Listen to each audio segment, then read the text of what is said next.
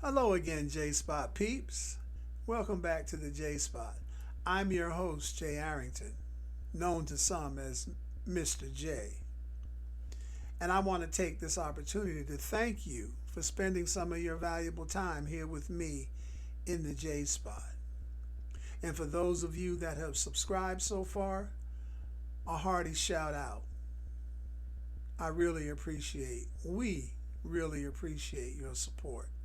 And for those of you who have not, make sure you give us a thumbs up like and subscribe if you like what you hear and would like to follow us going forward. And make sure, please, to drop a comment, start a conversation so we can talk to one another. Teach me something that I don't know. Share something that you need to get off your chest. Ask a question. In the last video titled Opening the Door, which was the first part of a four-part series titled The Dark and Unexplored Corridors of Mental Illness Within the Black Community, I talked briefly about the attachment of shame or stigma by many African Americans to mental illness. Not unlike many other groups or some other groups, but certainly to a larger degree, African Americans have allowed these beliefs, these stigmas, to become roadblocks to treatment.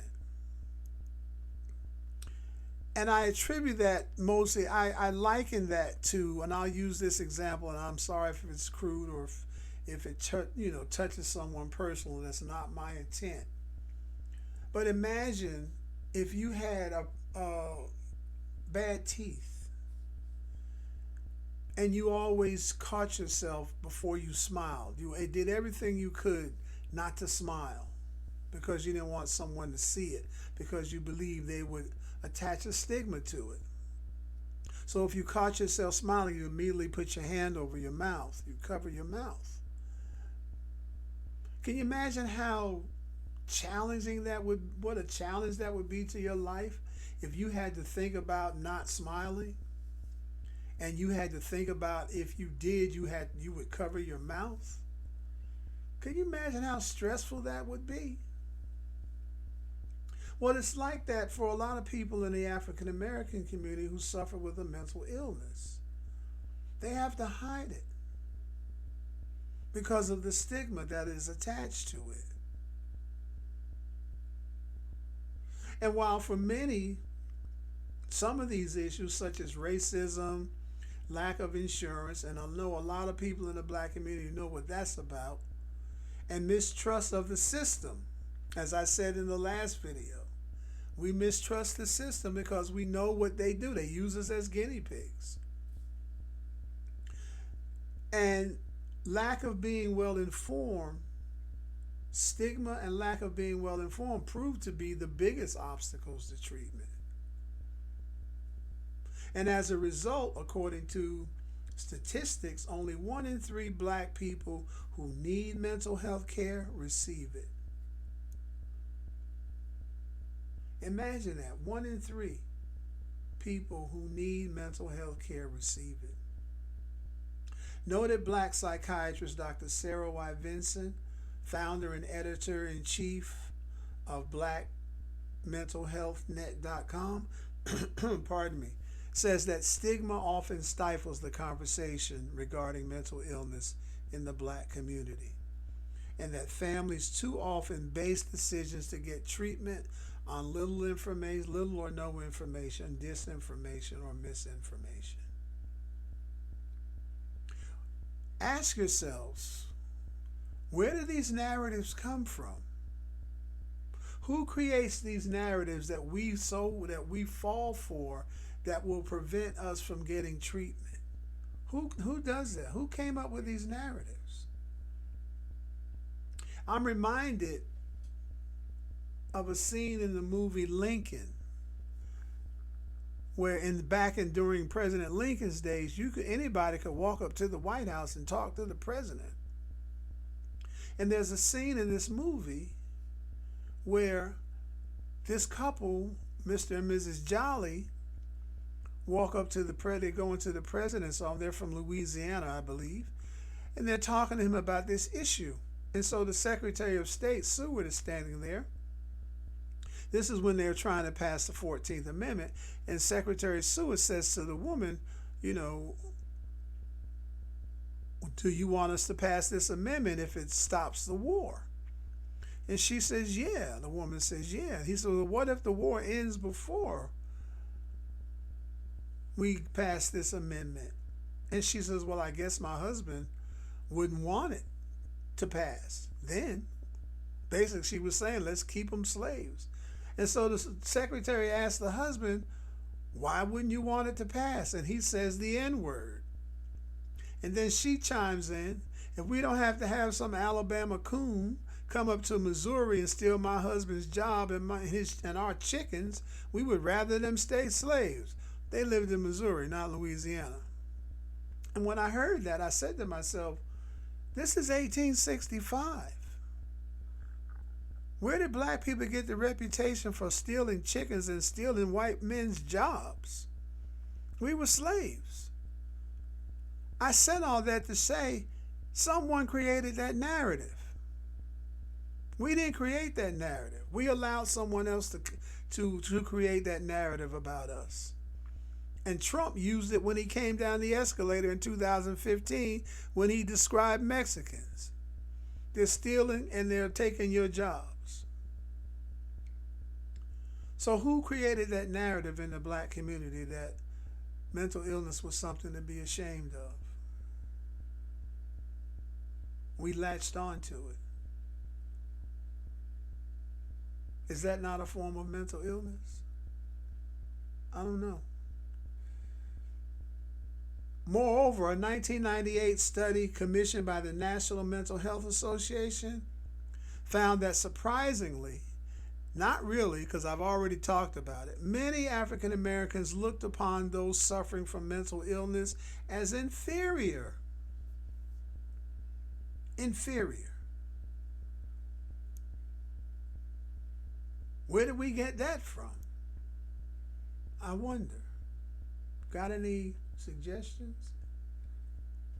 Saying that they should be kept away from society, sans keeping an eye on baby.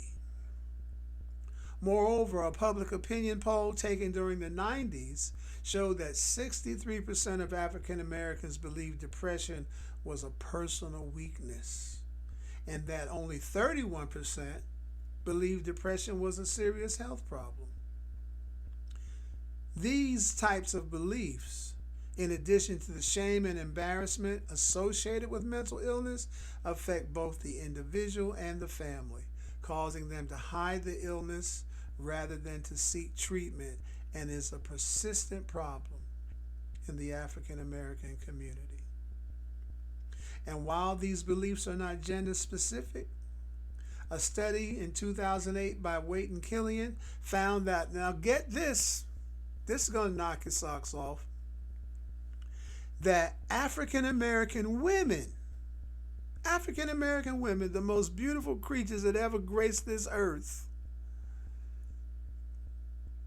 the most nurturing creatures that ever graced this earth, believe that they're not susceptible to depression, and that individuals develop depression due to having a weak mind, poor health, a troubled spirit, and lack of self-love.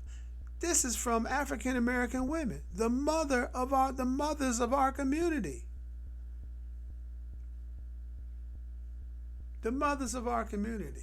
And while I admit they are the pillars and they are the strength of our community, does not make them immune from depression. Think about that.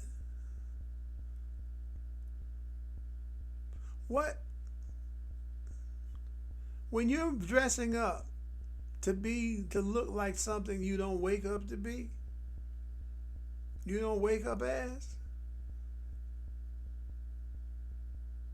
that tells you something about what you think about you. Not necessarily that you know that you're bad or anything. And I know a lot of it is pride. Yeah, we want to all look good. But think about the lengths to which some women in our community lately have gone to make themselves look like something they're not. Is that not lack of self-love? Is that not lack of self-love? I'm only asking the question. You don't have to be them to be you.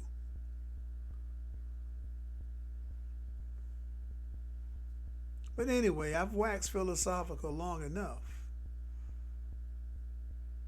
But I do hope that this has gotten through to someone who's looking at this.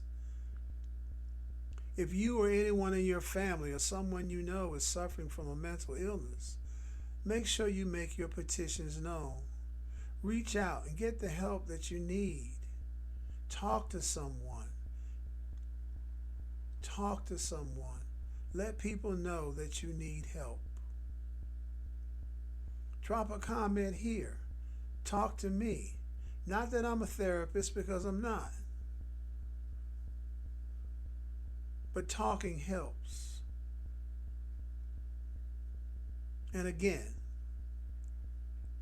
make sure you join me for the third part of this series of the dark and unexplored corridors of mental illness within the Black community. I'm your host, Mr. J, and thank you so much for taking some of your valuable time to spend with me here in the J Spot. Make sure you give us a thumbs up like. Make sure you subscribe. We would love to have our subscriptions up to 500 by the end of the month. And make sure you drop a comment. Start a conversation with me. Talk to me. Talk to someone if you need help. Make sure you do that. Because we here at the J Spot want to make sure you discover who you are, rediscover what you were, resurrect your dreams, and find your purpose.